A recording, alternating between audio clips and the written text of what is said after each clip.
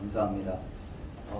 또 이렇게 제가 서대문 캠퍼스 제가 유튜브로만 이렇게 접하고 우리 원장, 우리 학장님 또 뵙긴 이제 저쪽에 본원에서는 뵀는데 제가 여기 와서 이제 찾아뵙고 인사를 먼저 드렸어야 되는데 못 드려서 죄송하고 지금 제가 개인적으로 박사 과정이 이제 이번 학기가 코스웍이 마무리가 되는 상황이라서 논문도 막 준비하고 막 그러느냐 이제 핑계입니다.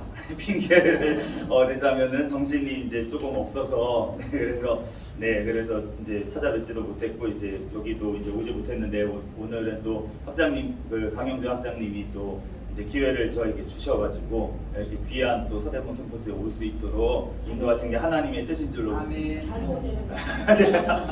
아멘. 그래서 오늘 제가 어저께 이 소식을 듣고 와야 되는데 어떤 거를 하면 좋겠습니까? 이제 본원에서 하는 수업이 있긴 있는데 그런데 이제 똑같은 수업을 할 수는 없을 것 같아서 학장님한테 여쭤봤어요. 그래서 뭘 할까요? 그랬더니 이제 칼빈 주의 칼빈 신학에 대해서 조금 나눴으면 좋겠다라고 이제 말씀을 하셔가지고 이제 근데 칼빈 신학이 이제 제가 지난 학기에 기독교 강요를 이제 칼빈이즘 기독교 강요를 가지고 1권을 다 못했습니다. 한 학기를 전체를 했는데도 한 10몇 주를 했는데 근데 다 못해서 근데 그 기독교 강요라는 책이 4권으로 되어 있는데 1권이 가장 얇아요. 가장 얇은데도 사실은 한 학기를 해서 이제 다 못 뛰었기 때문에 어디를 해야 되나 제가 막 어려운 거예요, 마음이. 그래서 어디를 해야 되지? 그리고 어떻게 해야 되지? 어느 부분을 해야 되지? 막 이렇게 고민을 하다가 이제 기도를 막 하고 어저께 준비를 하다가 오늘 거기 써 있는 것처럼 구원론에 대해서 그렇게 하나님께서 마음을 주셔서 이제 준비를 하게 됐는데 오늘 이효상 교수님 또 수업을 통해서 또 우리 원장님의 또 설교 말씀 통해서 하나님께서 저에게 이거를 준비하게 하신 이유가 있겠구나, 성령님께서 역사를 하신 거구나 라는 생각이 들었습니다. 그래서 많이 이제 수업 아까 이효상 교수님 수업 내용이랑 겹치는 부분도 있을 것이고 설교 내용이랑 겹치는 부분도 있는데 그것을 주님께서 오늘 우리에게 강조해서 말씀하시는 것 같습니다. 그래서 오늘 칼빈 신학의 구원론을 잠깐 나누려고 하는데요. 이 구원론은 칼빈이 쓴 기독교 강요의 제3권에 대한 내용이 되어 있습니다. 기독교 강요가 총 4권으로 되어 있는데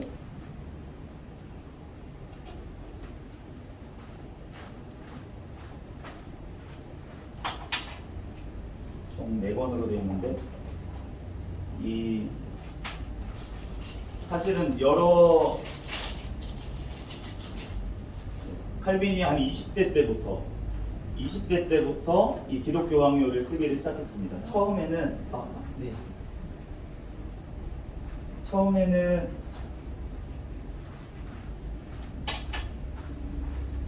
이렇게 4권으로 되는 두꺼운 책이 나올 거라고는 본인도 생각을 못했을 것 같아요. 그런데 이 썼던 처음에 초판이나 이런 둘째판들은 사도신경을 기반으로 하고 있습니다.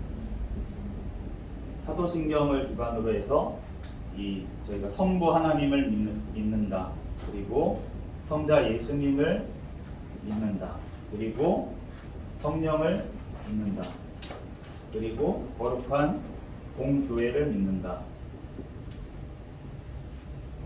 이렇게 4가지 크게 믿는다고 하는 어떠한 고백, 신앙 고백이죠. 이 고백 위에 사실은 우리의 교회도 세워진 것이고 베드로가 사실은 주는 그리스도시요 살아계신 하나님의 아들이십니다 라고 하는 그 고백 위에 주님께서는 바요나 시몬아 내가 복이 있다, 천국의 열쇠를 주겠다, 너는 반석이고 교회를 세우겠다 이렇게 말씀하셨는데 그 바로 베드로, 이제 천주교에서는 가톨릭에서는 그 베드로가 교황으로 세우신 거다 라고 이제 해석을 하는데 우리는 이것을 베드로의 신앙 고백 위에 세웠다라고 우리는 고백을 합니다. 그래서 베드로 어떤 개인이 아니라 그 주는 그리스도시요, 예수님은 바로 그리스도시고 바로 살아계신 하나님의 아들이시라는 그런 신앙 고백 위에 우리가 교회가 세워졌다고 그렇게 믿습니다.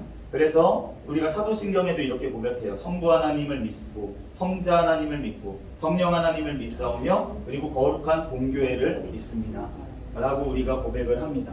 그래서 기독교 강요 초판이나 이제 초창기 때 판을 보면은 이 사도신경을 해석하는 내용으로 성부, 성자, 성령 하나님 그리고 교회에 대해서 해석하는 내용으로 이제 되어 있는데 그게 이제 계속 증보가 되다 보니까 이제 1559년에 가서 이제 말년입니다. 거의 이제 칼빈이 말년이 됐을 때는 이 네 권으로 이제 정리가 됐습니다. 굉장히 많은 분량으로 늘어났고 그런데 결국은 이 어떤 모습은 벗어나지 않았어요. 결국은 1권은 저희가 성부 하나님, 사실은 성부 하나님이라고 하지만 총칭해서 이제 창조주 하나님에 대해서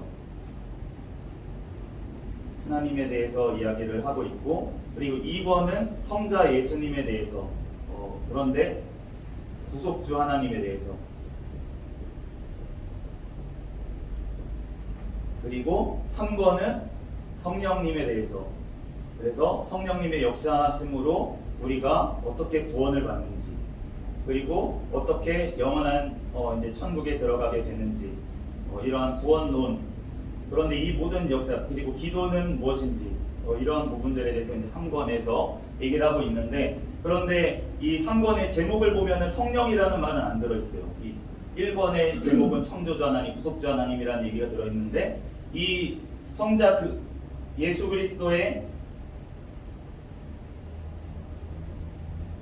3권인 예수 그리스도의 이러한 구원이 우리에게 적용되기 위해서는 어떻게 돼야 되는지에 대해서 얘기를 3권에서 하고 있다고 얘기를 하는데 사실은 그것이 바로 성령님의 역할입니다. 그렇기 때문에 사실은 성령님은 드러내놓고 활동하시는 분이 아니에요.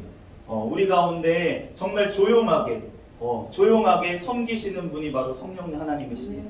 그렇기 때문에 전면에 드러나기를 싫어하세요. 성령님, 우리가 성령님을 부르긴 하잖아요. 성령님을 부르고 성령님께 찬양을 올리기도 하는데 그런데 사실은 성령 하나님은 잘 드러나기를 싫어하시고 오히려 성자 예수 그리스도를 높이기를 원하십니다. 그래서 그의 영이라고 성경에 나와 있잖아요. 예수 그리스도의 영이신 성령 하나님 그리고 성부 하나님의 영이신 분, 이 성령 하나님이신데 그러니까 본인을 드러내지 않고 성부와 성자를 자꾸 드러내시는 분이 바로 성령 하나님이시기 때문에 이 3권의 제목에 성령님이 드러나 있지 않고 오히려 예수 그리스도를 드러내는데 일하시는 분이 성령님이라는 숨어 있는 것이 오히려 어떻게 보면은 이 삼위일체의 하나님에 대해서 더 잘 표현한 것이다라고 우리가 또 생각할 수도 있을 것 같습니다. 이 4권에는 이제 교회론이 나와 있습니다. 그래서 교회란 어떤 곳인지 어떻게 돼야 되는지 또 그래서 성례라든지 아니면은 뭐 세례나 아니면 성찬은 어떻게 해야 되는 것인지 그리고 세상과의 관계에 대해서 어떻게 우리가 교회가 세상과의 관계 가운데 어떻게 생각하면서 또 세상과 어떻게 구별되면서 살아가야 될지에 대해서 이제 4권에서 얘기를 하고 있습니다. 그래서 오늘 저희가 구원론을 다루는 곳은 이 3권에 되어 있고 이제 결국은 성령님의 역사하심이다라는 것을 이제 얘기를 하고 있습니다. 그래서 우리가 거기 프린트 나눠드린 거에 보시면은 이제 두 번째 줄에 보시면 구원의 어떤 서정이라고 할까요? 네, 서정이라고 이제 신학적으로는 표현을 하는데 어떤 구원받는 하나님께서 우리의 구원을 이루어 가시는 과정에 대해서 이제 잠시 나와 있습니다. 그래서 첫 번째로 보면은 제가 가로를 쳐놨죠. 부르심이 있고요. 이제 소명이라고 하죠. 한자로는 그리고 이제 영어로는 콜링이고요. 신앙이 있습니다. 신앙, 믿음, 믿음이 있는 것이고 그 다음에 회개와 중생이 있습니다. 이 회개와 중생을 칼빈은 구분을 하지 않았어요. 딱히 회개가 진정한 회개가 일어나면은 바로 새롭게 태어나는 중생이 있는 것이다라고 봤기 때문에 이 회개와 중생을 따로 떨어뜨리진 않았습니다. 그리고 친의가 나오고요. 그런데 이것 때문에 약간 문제가 되는 경우가 있어요. 그런데 그건 나중에 이제 설명을 드리겠습니다. 그리고 성화가 있고요. 그리고 가로치고 견인과 영화 이렇게 되어 있죠. 그래서 거기 가로친 부분들은 지금 밑에 써놓은 것처럼 부르심 견인 부분은 사실은 예정 이 칼빈 신학의 어떻게 보면은 가장 뜨거운 감자라고 할 수 있습니다. 그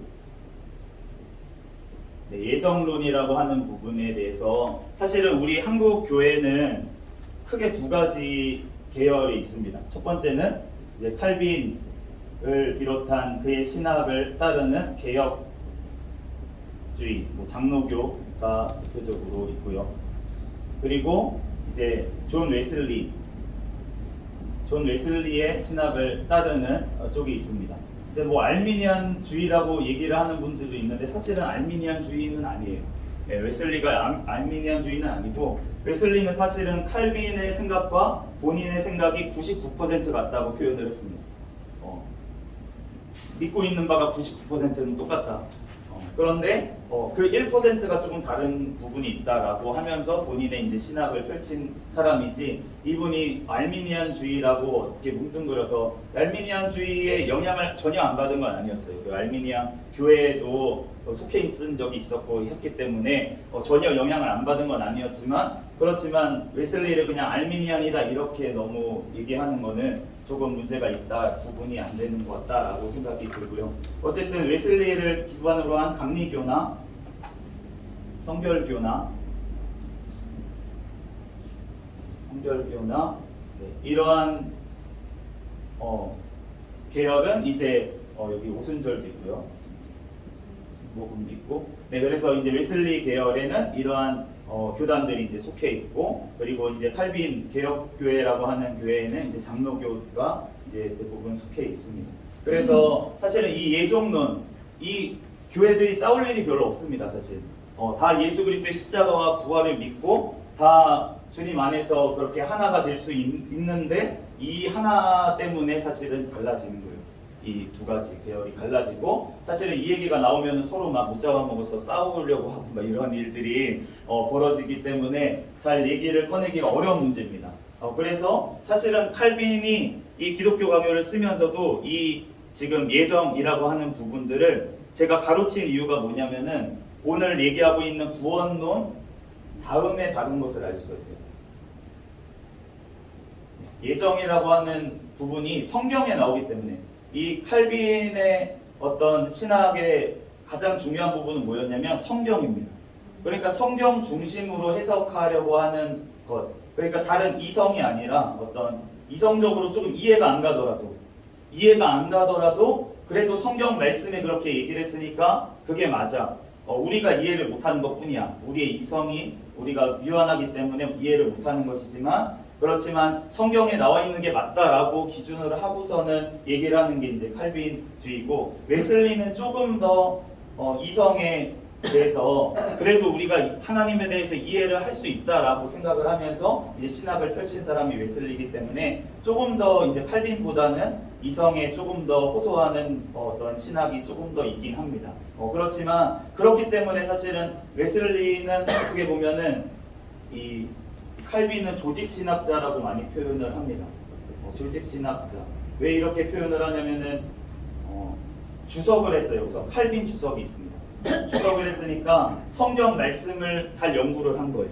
그러니까 이호상 교수님처럼 진짜 성경을 달달 깨면서 한 절 한 절을 다 본 것입니다. 다 봐가지고 거기에 주석을 다 달았어요. 계시록만 빼고 다 달았거든요.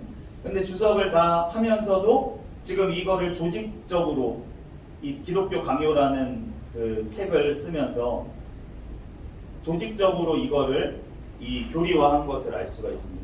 그러니까 주석도 썼고 기독교 강요라는 어떤 조직화한 것도 했으며, 이분은 또 목회자로서 설교도 했어요. 그러니까 이분은 어떻게 보면은 이 어떤 그 신학의 모든 분야를 다 섭렵한 사람이라고 할 수가 있습니다. 그렇기 때문에 이 사람이 지금까지 영향력을 끼치고, 이분의 어떤 과오가 다 있죠. 어떤 사람이든지 잘못한 부분도 분명히 있지만, 그럼에도 불구하고 이분이 쓴 이 기독교 강요가 이렇게 많이 읽히고 지금까지 읽히고 있는 이유가 바로 이러한 이유에 있습니다. 그런데 웨슬리 같은 경우에는 조금 달라요. 이분도 책을 굉장히 많이 쓰고 하기는 했지만 대부분은 사실은 설교자, 너무나도 유명하죠. 존 웨슬리가 진짜 영국에서 진짜 말을 타고 다니면서 진짜 전도를 하면서 그 회중 설교를 했던 거가 너무나도 유명한데, 그 달린 거리가 정말 엄청 길다고 그렇게 들었었는데, 그러니까 어떻게 보면은 설교하고 전도하는데 모든 관심을 기울였던 사람인 거예요. 그러다 보니까 이 전도하는데 내가 이 사람한테 복음을 전하러 지금 가는데 이 사람이 구원을 받은 자인지 안 받은 자인지를 따지는 예정론에 대해서 얘기를 하고 싶지 않은 겁니다. 모든 사람이 구원을 받을게 주님께서는 하셨다라고 생각하고 전 세계에 나가서 복음을 전해야 된다라고 생각을 했던 분이기 때문에 그래서 이 예정론에 대해서 사실은 이제 반대하고 이거에 대해서 이제 조금 자기는 다른 생각을 이제 신학으로 펼친 것을 알 수가 있는데 그런데 그 이유는 사실은 명백해요. 바로 영혼을 전도하는 그러한 마음에서 그렇게 했다는 것. 그런데 사실은 칼빈도 그러면 전도를 하지 말라고 예정이 되었으니까 전도를 하지 말라고 하는 것이 아니고 사실은 이 예정이 되어 있다고 하는 부분은 성경에 나와 있기 때문에 성경에 쓰여져 있기 때문에 이것에 대해서 우리가 그냥 넘어가서는 안 된다. 그렇지만 이것은 잘 칼빈 스스로도 우리가 이성으로 이해하기가 어려운 부분이 있다. 그렇기 때문에 그 부분에 대해서는 우리가 조심스럽게 다뤄야 되고 겸손해야 된다라고 얘기를 했습니다. 그리고 예정이 되어 있다고 생각을 하더라도 사실은 누가 구원을 받았는지 우리가 알 수가 없습니다. 어떤 사람이 밖에서 죄만 짓고 돌아다닌다고 하더라도 사실 하나님께서 그 영혼을 구원하시기로 작정된 예정된 영혼이라고 우리가 아니라고 우리가 판단할 수가 없다는 거예요. 정말 죽기 직전까지 가룟 유다가 예수님을 배반할지 사람들은 몰랐습니다. 예수님은 아셨지만 그러니까 우리가 내가 지금 나는 교회에 있으니까 나는 구원받았어 라고 생각하는 어떠한 그런 교만 사실은 구원에 대한 문제에 대해서 우리는 두렵고 떨림으로 구원을 이루어가야 되고 평생 회개를 해야 되고 사실은 주님 앞에 그렇게 겸손한 자가 구원받은 자의 자세인데 그런데 이 당시 웨슬리가 활동할 이 당시에 이 칼빈의 이 예정론을 얘기하는 사람들이 칼빈주의라고 얘기합니다. 칼빈주의 중에서도 요즘 표현으로는 하이퍼라고 얘기합니다. 그러니까 칼빈의 어떤 생각을 너무 극단까지 가지고 가서 교리화했던 사람들이 이 사람들이었고 이렇게 되면서 요즘에 구원파와 같은 얘기를 한 거예요. 구원 받았으면 그러면은 죄를 지어도 그래도 구원 받은 게 없어지지 않아 라고 얘기하는 이러한 것들이 있었다는 것입니다. 물론 우리가 구원을 진짜 받은 사람은 죄를 지어도 구원을 받습니다. 왜냐하면은 그 죄를 짓게 되면 하나님께서 회개를 분명히 시키시거든요. 분명히 회개를 하게 하실 것이기 때문에 그렇기 때문에 우리는 더 사실은 두렵잖아요. 우리가 예수님 믿는 사람으로서 내가 죄를 안 짓는 것이 두려운 이유가 물론 하나님을 너무나도 사랑해서 내가 이제 더 이상은 죄를 짓지 않겠다까지 가기 위해서 우리의 인생 가운데 얼마나 시행착오가 저는 있었습니다. 저는 있었습니다. 그러니까 진짜로 주님을 알기 위해서는 사실은 내가 구원을 받았음에도 불구하고 그럼에도 불구하고 내가 죄 가운데 또 거했을 때 하나님께서 나를 다루셔서 정말 어떤 고난과 여러 가지 어려움을 통해서라도 채찍을 통해서라도 나를 돌이키게 하신 그러한 경험이 없으면 주님을 정말로 사랑하는 것이 저로서는 어렵다. 왜냐하면 제가 그 전의 모습이 바로 바리새인과 같은 모습이었거든요. 그래서 이런 고난의 순간을 지나지 않고 저의 그 전의 모습을 보면 제가 얼마나 착한 얼굴을 지금도 착해 보이잖아요. 얼마나 착한 얼굴을 하고 그러면서도 얼마나 사람들을 정죄를 했는지 모르겠어요. 제 마음속에 저한테 정죄를 안 당한 사람이 없어요. 부모님부터 비롯해가지고 교회 같이 다니는 지체들 같이 사역하는 어디 위에 있는 목사님 누구 교사를 하면서도 부장 선생님 제가 제 그 정죄에 정죄를 안 당한 사람이 없을 정도로 제가 그렇게 정죄를 했던 사람인데 오늘 아까 전에 원장님의 말씀처럼 정말 정죄한 것이 바로 예수님을 정죄한 것이라는 것을 나중에 이제 하나님 예수님이 깨닫게 해주셔서 회개가 되니까 그러니까 주님을 이제는 사랑하게 되더라고요. 주님의 그 사랑이 얼마나 큰지 나를 위해 진짜 죽으셨다는 게 그전에는 그래 죽으셨지 그냥 머리로 아는 거죠. 죽으셨지. 그래 그러니까 내가 구원받는 거지.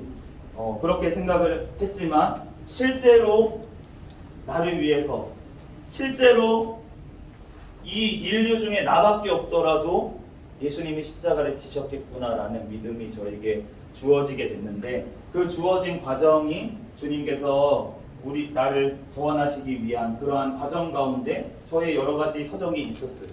그런데 그것처럼 우리가 구원의 어떤 하나님께서 구원을 하시는 그러한 일들이 이러한 일들이 벌어지고 있다는 것입니다. 그래서 칭의가 있고 그 다음에 성화가 있는데 그래서 부르심과 견인 이 성도의 견인이라고 하는 이런 견인 교리가 있습니다. 칼빈주의 5대 교리 중에 하나인데 이거는 구원받은 자는 주님께서 끝까지 구원을 이끌어 가신다는 거예요.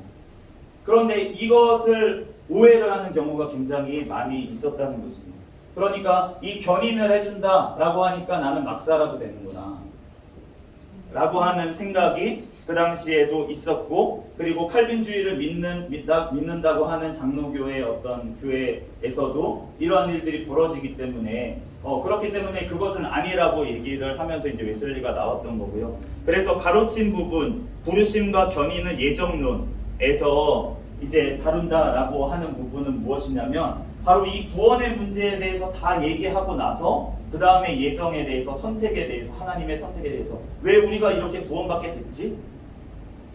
하나님이 우리를 선택하셨어요 라는 결론으로 나오는 거지 이 예정부터 얘기하면 안 된다는 것입니다.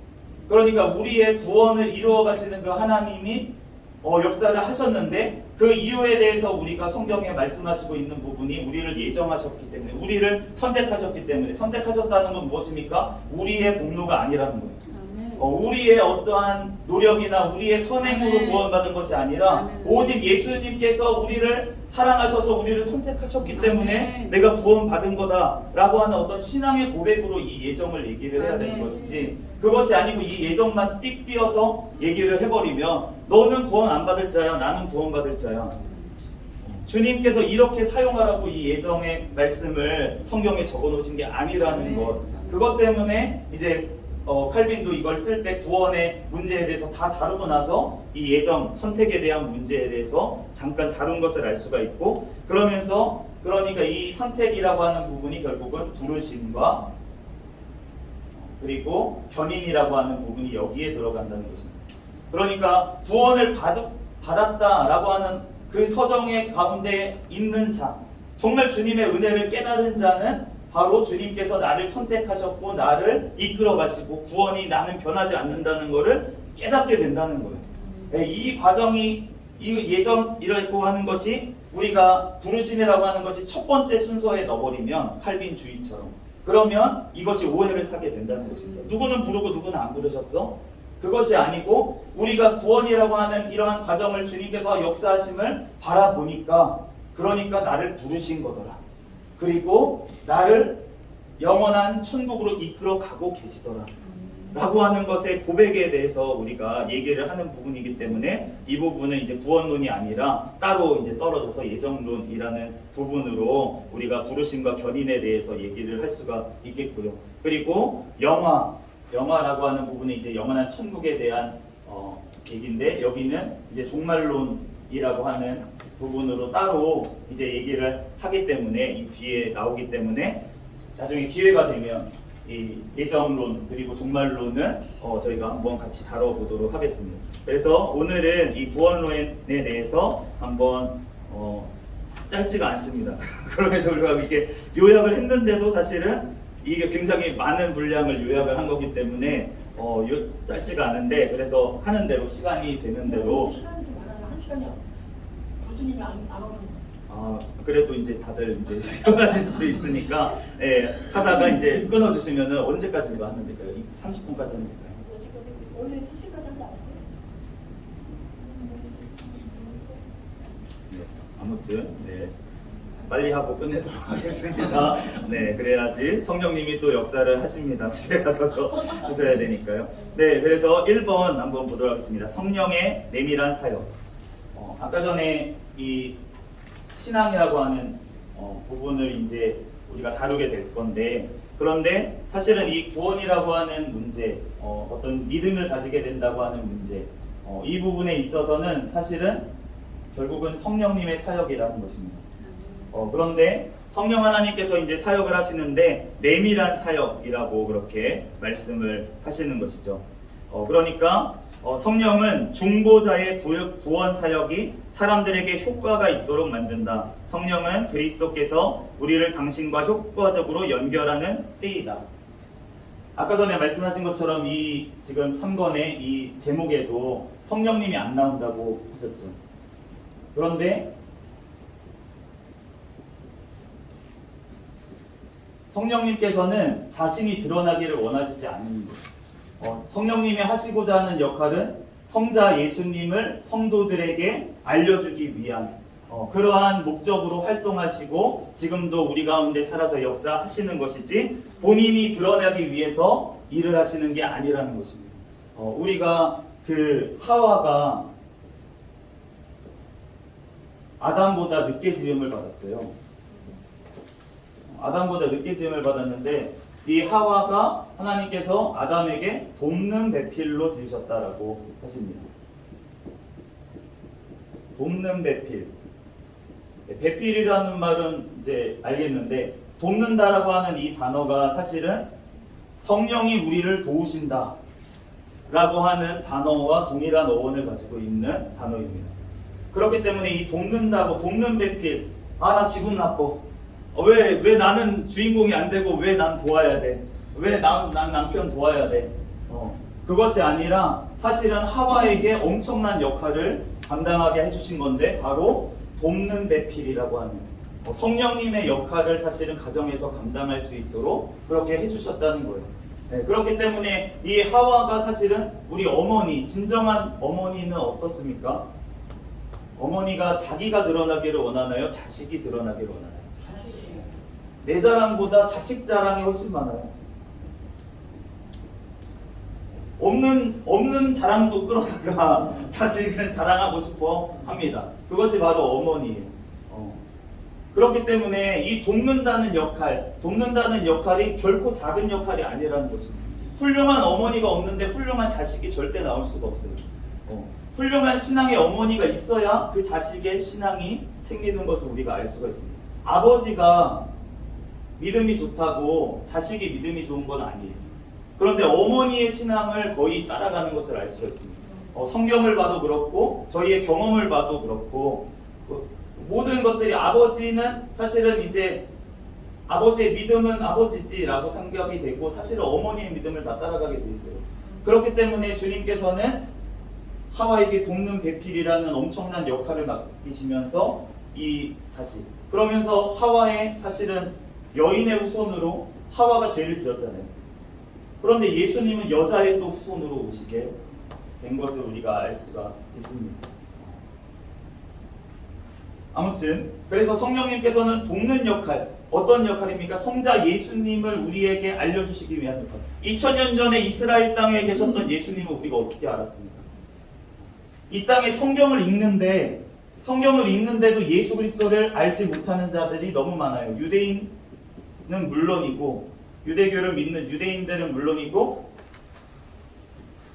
교회 안에서 성경을 믿는다고 하면서 또 성경을 믿지 못하는 일들이 너무나도 많이 있고 저 또한 그런 사람 중에 한 명이었기 때문에 성경을 꼭 읽는다고 구원을 받는 것도 아니라는 거예요. 그러면 어떻게 됩니까? 이 성경을 읽을 때 성령님이 역사를 하셔서 이것이 믿어져야지만 그래야지만 구원을 받게 되는 것입니다. 그렇기 때문에 이것이 바로 성령님의 내적인 부르심이라는 것입니다.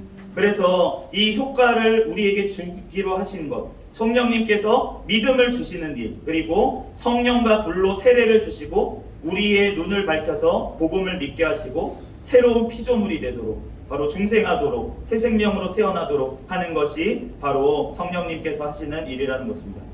이번 신앙에 대해서 거기 같이 한번 읽어보겠습니다. 스콜라주의자들의부터 읽어보겠습니다. 시작. 스콜라주의자들의 맹목적 신앙, 명백한 신앙과 대조, 단지 권위를 받아들이는 것, 성경과 신조의 권위에 의지하여 하나님의 존재 참된 것으로 받아들임, 교회의 권위에 의지하여 받아들여야 함. 거기까지만 읽겠습니다. 그 당시 스콜라주의자라고 하는 것은 로마 카톨릭의 신학을 얘기를 합니다. 그 당시 로마 카톨릭의 신학은 무엇이었냐면 스콜라주의라고 불리는 그러한 방식으로 이제 신학을 펼쳤습니다.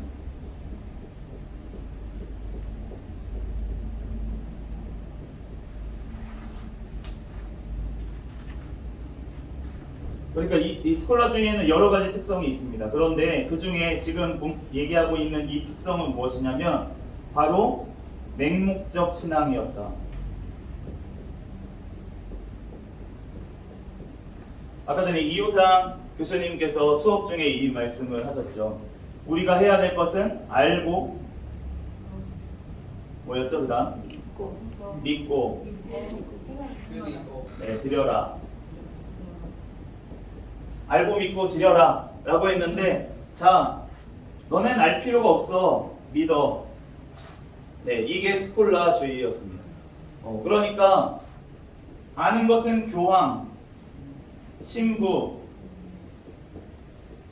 우리가 다 알고 있으니까 너네는 우리가 얘기하는 대로 그냥 믿으면 돼 라면서 신앙생활을 강요를 했다는 것이에요. 그러니까 이것에 대해서 지금 알아야지 라고 얘기를 하는 것입니다. 그러니까 우리가 칼빈은 신앙은 아까 전에 이호상 교수님이 주관적, 객관적 얘기를 하셨죠. 주관적 신앙은 기도라고 얘기를 하셨고, 객관적은 뭐라고 하셨습니까? 역사적인 사실. 네, 십자가와 부활. 객관적인 예수 그리스도의 행적을 쓴 복음서, 성경이죠.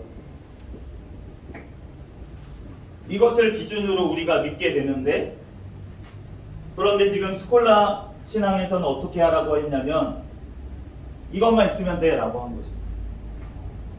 너네 몰라도 되니까 우리가 얘기하는 대로 그냥 믿고, 그리고 기도해. 그러면 기도하면 응답 받으니까 라고 하면서 이 객관적인 부분에 대해서는 너네는 알 필요가 없다 라고 하면서 가르치지도 않았고, 그 당시에 라틴어, 이 기독교 강요도 사실은 라틴어로 써져 있습니다. 원래 라틴어와 프랑스어로 써져 있는데, 그런데 이 라틴어라고 하는 것은 서민들의 언어가 아니었어요. 서민들은 우리나라의 예전에 한자처럼 이 라틴어는 이런 뜻글자입니다. 그렇기 때문에 굉장히 어려워요. 그리고 그 당시에 언어로 쓰는 것이 아니라 그냥 어떻게 보면 학문적으로 책이나 뭐 이런 것들이 다 라틴어로 되어 있기 때문에, 그렇기 때문에 이거를 통해서 이제 성경도 라틴어 성경 불가타역을 사용을 했죠. 그래서 라틴어 성경만 가지고, 그것도 교황이나 신부가 책에 이만한 강대상 앞에 굉장히 큰 그 성경책 하나, 근데 그 책이 너무나도 성경책이 비쌌기 때문에, 그렇기 때문에 이거를 볼 수도 없고, 그렇다고 제대로 읽어주지도 않아요. 읽어주지도 않고, 그 당시에 이제 이 칼빈이 활동할 때만 해도 부패를 할 때로 해가지고 그러한 일들이 벌어졌기 때문에 알아야 된다. 이러한 스콜라 어떤 신앙에서 벗어나야 된다. 맹목적인 신앙에서 벗어나야 되고, 명백한 신앙, 알고 믿어야 된다 라고 하는 부분을, 이제 부족한 부분을 지금 강조하면서 얘기를 했다는 것입니다. 그래서 신앙의 대상은 그리스도, 복음으로 옷 입혀진 그리스도이다. 이 말씀은 무엇이냐면, 그리스도,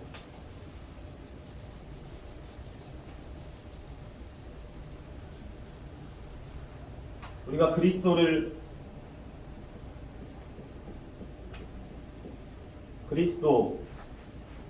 이거는 헬라어죠. 네, 헬라어입니다. 그리고 우리가 메시아, 이거는 히브리어고요.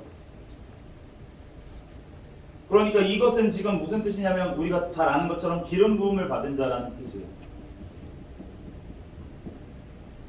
기름 부음 받은 자. 구약에서 기름 부음 받은 자는 왕이나 제사장이나 선지자, 이러한 직분을 가진 사람들이 기름 부음을 받았습니다. 기름을 부어서 왕이나 제사장이나 선지자를 세웠어요. 그런데 이 그리스도라고 하는 것을, 사람들이 메시아라고 하는 것을 구약의 성도들이 기다렸습니다. 기름 부음 받은 자, 다윗의 자손.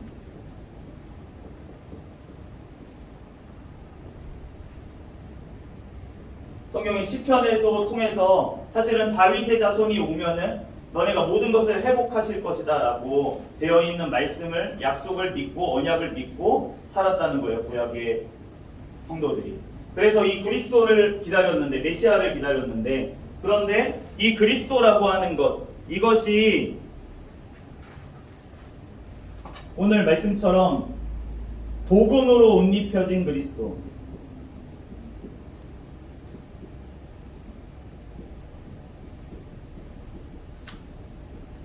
이라고 지금 칼빈이 표현을 했는데, 복음으로 옷 입혀졌다라고 하는 것은 무슨 뜻이냐면, 우리가 그리스도라고 하는 분은 사실은 잘 모릅니다. 누가 그리스도를 알 수가 있겠어요? 메시아, 구원자. 그러니까 유대인들은 아직도 메시아를 기다리고 있습니다. 실제적으로 이스라엘을 구원할, 이 땅에서 이스라엘을 구원할 그 메시아를 지금도 기다리고 있는 사람들이 지금 유대교 분들이에요. 그런데 그것이 아니라 우리가 믿는 그리스도는 그냥 그리스도가 아니라 복음으로 옷 입혀진 그리스도를 믿고 있다는 것입니다. 이 복음이라고 하는 것이 너무나도 중요한데, 우리가 복음이 무엇입니까? 라고 했을 때 복음이 예수님입니다. 예수 그리스도. 근데 사실은 여기에 비밀이 숨어져 있습니다. 비밀이라고 하면서 그 이단들이 써가지고 그렇긴 한데, 예수님이 바로 그리스도라는 거예요.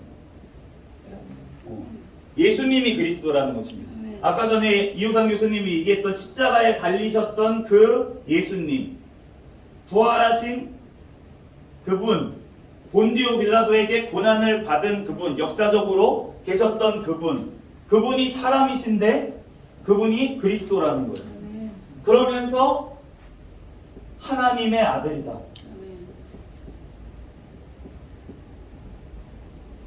이게 같다는 것입니다. 예수 그리스도가 하나님의 아들이다. 이것을 믿어야 된다는 거예요. 이게 복음이라는 거예요. 예수님이 그냥 그리스도다. 그런데 사람이기만 하다. 구원자긴 구원자인데 그냥 사람일 뿐이야. 라고 하면은 우리의 구원은 아무것도 아닌 것이거든요. 우리의 구원을 이룰 수가 없는 거예요. 사람이 어떻게 우리를 구원할 수가 있어요? 그렇기 때문에 우리를 구원할 수가 없는 거예요. 그런데 이 예수님이, 예수 그리스도가 바로 하나님이시라는 것, 하나님의 아들이라는 것, 바로 하나님이시라는 것입니다. 왜냐하면 삼위일체로 계시는 하나님이시기 때문에, 삼위일체라는 것은 한 분의 하나님이신데 세 분의 위격으로, 인격으로 존재하신다는 것이 바로 이 삼위일체라는 어떤 단어의 뜻인데, 그런데 그러니까 예수님께서는 그리스도신데 하나님이시다 라고 하는 것, 그것이 바로 복음인 줄로 믿습니다. 그러므로 예수님이 하나님이시자 사람으로 오신 바로 우리의 구원자라는 것, 예수님의 이름의 뜻이 그렇잖아요. 자기 백성을 그들의 죄에서 구원할 자라는 뜻이잖아요. 그러니까 하나님이자 사람이신 그 예수님이 자기 백성을 구원하시기 위해서 이 땅에 오셨다는 것. 그래서 십자가에 달려 돌아가실 뿐만이 아니라 부활하셔서 지금 하나님 우편에 계셨다가 천국을 예비하고 다시 오시리라고 했다는 것. 이것이 복음인 줄로 믿습니다. 그렇기 때문에 이 복음으로 옷 입혀진 그리스도, 이 복음이 중요하다는 것입니다. 우리가 믿는 그리스도가 다른 구원자들, 자기가 구원자라고 얘기하는 사람이 너무나도 많다는 거예요. 그런데 우리가 믿는 예수님은 어떠한 예수님? 예수라는 이름을 가진 사람도 너무나도 전 세계에 많고, 그동안도 많았고 지금도 많고, 그런데 그것뿐만이 아니라 우리가 믿는 이 예수님은 바로 이 역사적으로 십자가에서 달려셨고 부활하신 그분이 바로 예수 그리스도신 줄로 믿습니다. 그것을 증거하고 있는 책이 바로 성경이고요. 그렇기 때문에 우리가 이 성경, 복음서, 이러한 곳에 나와 있는 바로 복음으로 옷 입혀진 바로 그리스도, 그 그리스도를 우리는 믿는 믿음으로 나아가게 되는 것, 그것이 바로 신앙이다 라고 칼빈이 얘기를 하고 있습니다. 그러므로 우리가 믿는 것은 스콜라주의가 얘기했던 이러한 덮어놓고 그냥 믿어 라고 하는 믿음이 아니라는 것입니다. 우리는 주님의 말씀을 알고 그것을 믿고 그것을 믿을 뿐만이 아니라 믿는다는 것은 삶으로 나오게 되는 것, 삶으로 실천하게 되는 것이 바로 믿음이라는 것입니다. 아멘. 그래서 거기 밑에 나와 있는 스콜라주의의 또 다른 오해가 있었는데 그것은 무형의 신앙이라는 것이었어요. 무형이라고 하면 안 보인다는 거죠. 신앙이 있긴 있는데 겉으로 안 보여. 네. 그러니까 어떤 삶의 모습이 따르지 않는, 삶의 어떤 증거가 없는 그러한 신앙. 그거에 대비해서 유형의 신앙이라고 하는 것은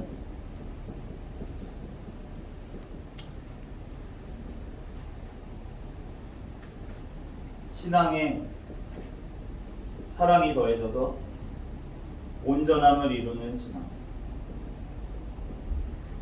오늘 아까 전에 원장님이 본문 말씀 설교하실 때 신앙이 뭐냐? 믿는 게 뭐냐? 하나님을 사랑하고 이웃을 사랑해라.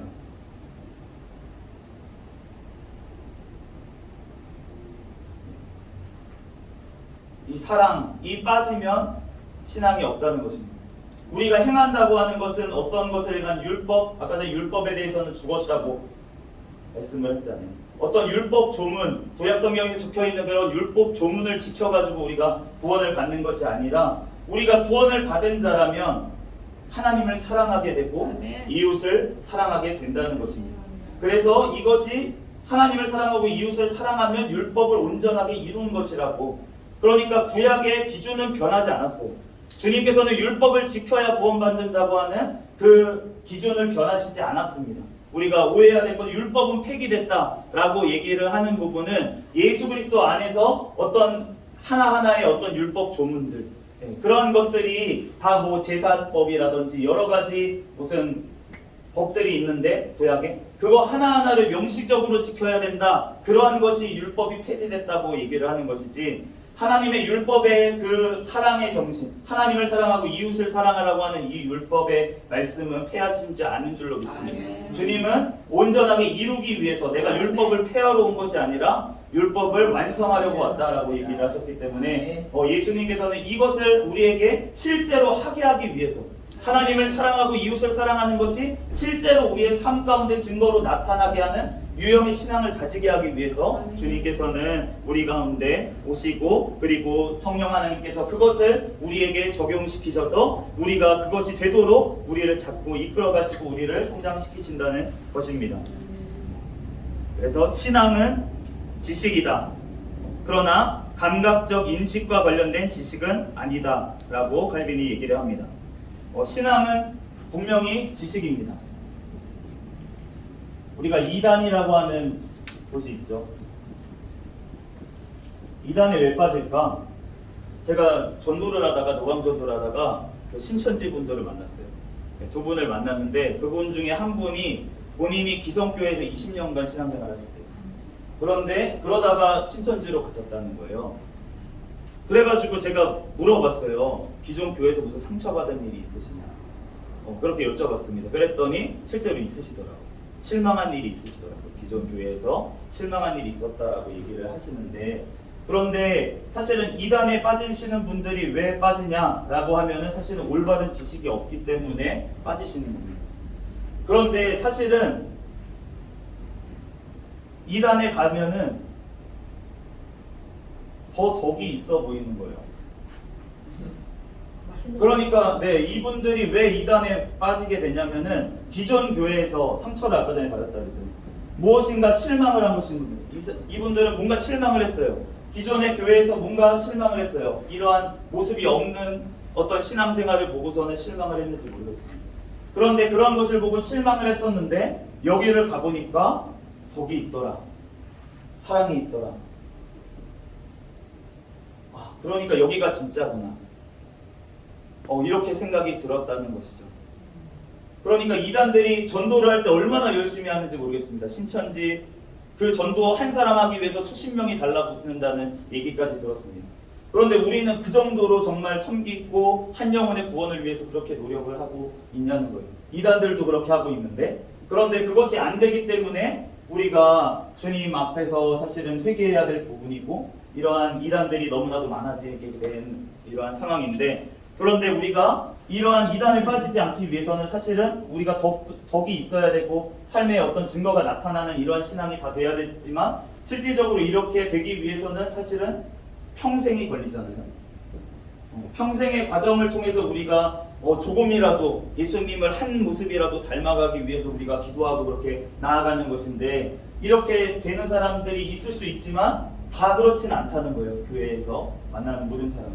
그렇기 때문에 신앙의 어떤 수준이 있고 연배가 다 다르기 때문에 이러한 올바른 사실은 지식을 가지고 있어야지만 사실은 이러한 이단이나 이러한 부분들에 대해서 우리가 분별을 할 수가 있고 아까 전에 얘기한 것처럼 우리는 그리스도를 믿는 것이 아니라 복음으로 옷 입혀진 성경에서 증거하시는 그 그리스도를 믿고 있는 것입니다. 그러니까 우리가 이 그리스도를 알기 위해서는 올바른 우리가 지식을 가져야 된다라고 하는 것입니다. 그래서 우리가 감각적 지식이 아니라 신앙은 견고하고 틀림없는 지식이다. 어떻게 확신하니까 본연의 능력이 아닌 신앙의 대상인 약속의 말씀이다. 만일 신앙이 그리스도와 연합하는 것이라면 신자는 그리스도와 분리될 수 없다. 지식이긴 지식인데 이 복음으로 옷 입혀진 그리스도와 연합하는 지식. 그의 영이신 성령 하나님이 우리 가운데 거하셔서 우리에게 말씀을 깨닫게 하시는 지식. 그 지식이 바로 주님께서 이 칼빈이 얘기하고 있는 이러한 견고하고 틀림없는 지식입니다. 그래서 신앙은 성령으로 우리 정신에 계시되는 동시에 우리 마음에 인쳐진다. 우리는 죄인이고 눈이 멀어서 그 진리를 보지 못한다.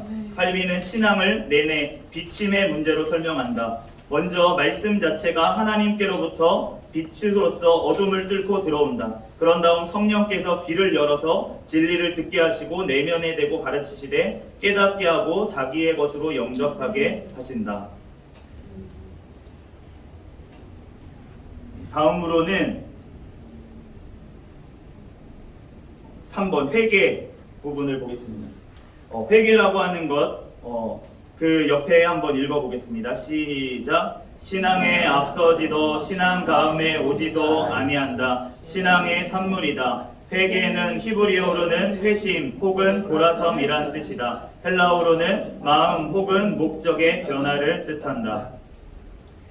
거기 밑에도 한번 읽어보겠습니다. 시작. 한마디로 나는 회개를 중생으로 해석한다. 중생의 유일한 목표는 아담의 범죄로 더럽혀지고 훼손된 하나님의 형상을 우리 안에 다시 형성하는 것이다. 신자의 생애는 자신에게 남아있는 죄의 잔재들에 대해서 끊임없이 싸우면서 회개하는 생애이다. 그래서 신자들이 무죄 상태를 회복함으로 육체의 정욕을 제어하려고 애쓸 필요가 없다고 주장한 제세례파 사람들과의 가상적인 대화를 전개해 간다.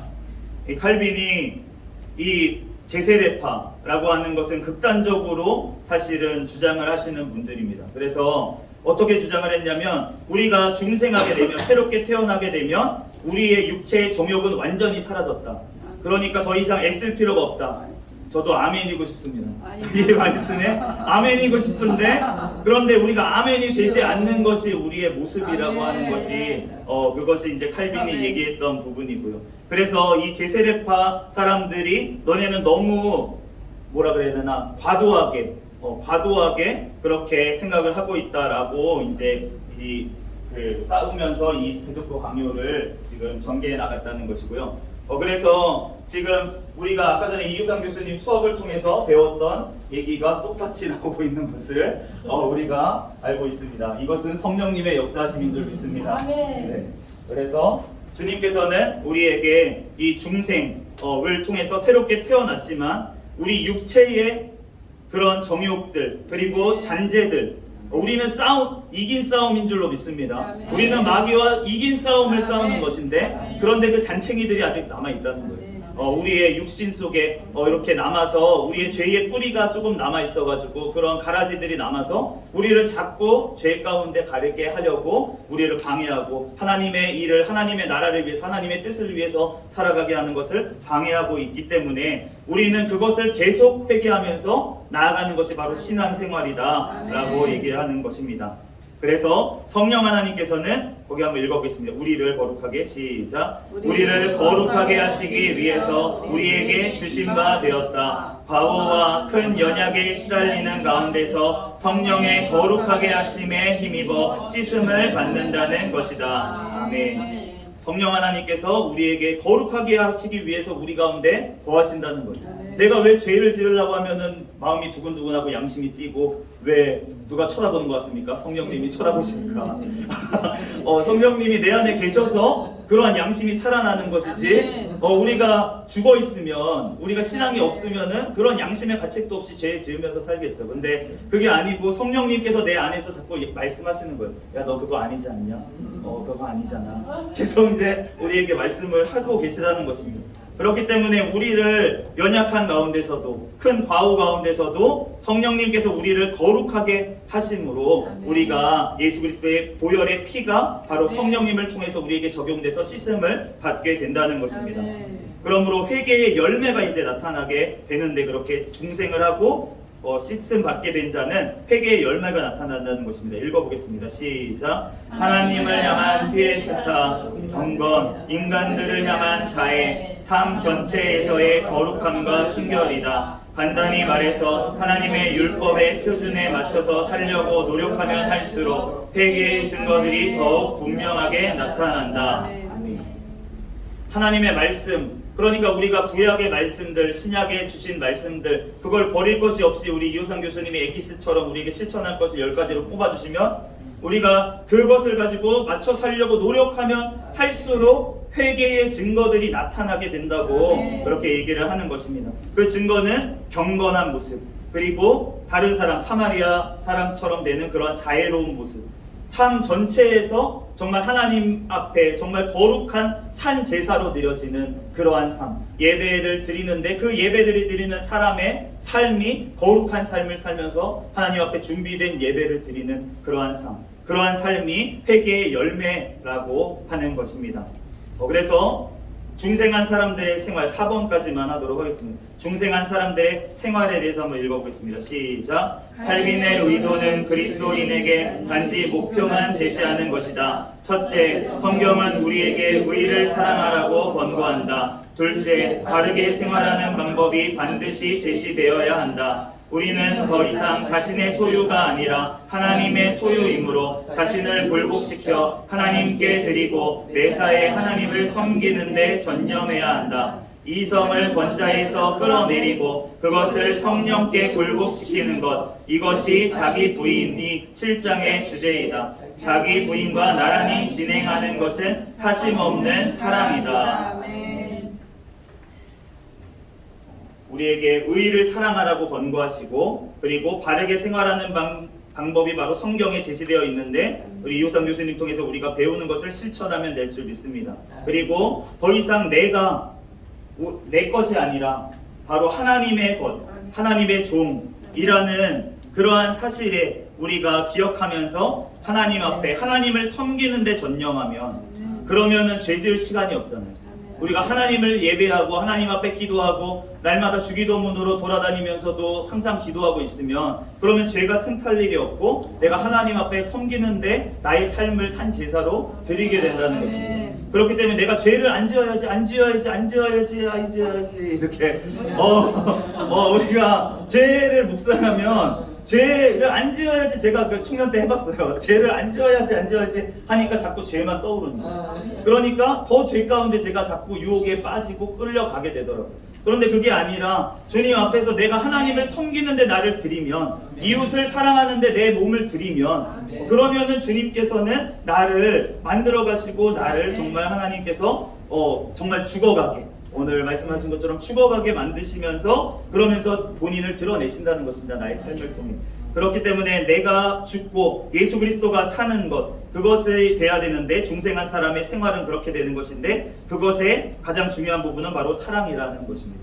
사랑으로, 하나님을 사랑함으로 행하고 그리고 이웃을 사랑함으로 행하는 것, 그것이 바로 중생한 사람의 삶인 줄로 믿습니다. 우리는 청지기부터 한번 읽어보겠습니다. 시작. 우리는 청지기 혼자 누리며 사는 것이 아닌 교회의 유익을 위해 가진 복과 덕을 사용해야 더욱이 이웃 사랑에는 제한이 없다. 가령 그가 천하고 무가치한 사람이라고 하자. 그럴지라도 주님은 그가 당신의 아름다운 형상으로 가치 있게 지어진 존재임을 보여주신다. 네, 오늘 설교 말씀을 통해서 들은 말씀입니다. 우리가 아무리 정말 연약해 보이고 정말 지극히 작아 보이는 그 사람 속에 있는 우리는 예수님을 바라보면서 우리가 섬겨야 될 줄 믿습니다. 그것이 바로 교회를 우리 이 땅에 놓으신 주님의 이유라는 것입니다. 십자가를 지는 것이부터 읽어보겠습니다. 시작. 십자가를 지는 것이 자기 부인의 일부분 그리스도 자신의 생애가 끊임없이 십자가를 지는 생애였다. 신자들은 고통 속에서 인내하며 하나님의 도우심을 의지할 때 하나님의 약속이 실현되는 것을 경험한다. 고난은 앞을 바라보게 하는 효과도 있어서 신자는 하나님이 과거와 현재와 마찬가지로 미래에도 신실하실 것이라는 확고한 소망을 지닌다. 아멘. 제가 지금 섬기고 있는 교회 이름이 새생명교회입니다. 그런데 그 새생명교회의 올해 표어가 인내의 말씀을 지키는 교회라는 표어를 주셨어요. 그런데 하나님께서 올해 저에게 그 둘째 아이를 주셨습니다. 그래서 처음에 태명을 지으려고 하는데 처음에 제가 이제 아내하고 이제 이렇게 있다가 아내가 자꾸 요즘 소화가 안 된다 그러는 거예요. 그래가지고 제가 혹시 임신한 거 아니야? 이렇게 얘기를 했어요. 그랬더니만 갑자기 아내가 그렇게 얘기하는 거예요. 아, 김치국 맞으지 마세요. 이렇게 얘기하는 거예요. 그래가지고 그랬는데 진짜 몇 주 있다가 진짜 테스트를 해보니까 임신이 된 것을 알았습니다. 그래서 처음 태명을 네, 김치국은 할 수 없으니까 그래서 치국이 치국이라고 하자 제가 이렇게 얘기를 했더니만 처음에는 이제 동의를 하던 분들도 그래도 치국이가 뭐냐 라고 태명이 치국이가 뭐냐 이상하지 않냐 그렇게 얘기를 하시는 분들이 있어서 그래서 또 기도를 하면서 생각을 하다가 우리 교회 표어는 인내지.